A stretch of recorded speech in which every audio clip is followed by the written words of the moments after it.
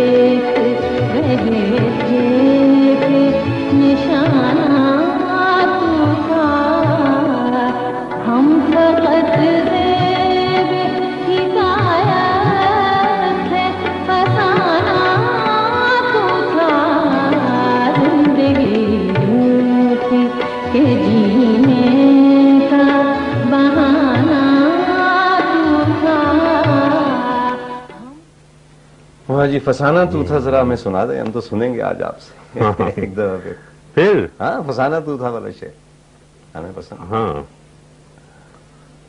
जिंदगी यूं थी कि जीने का बहाना तू था, हम फकत ज़ेब हिकायत थे, फसाना तू था।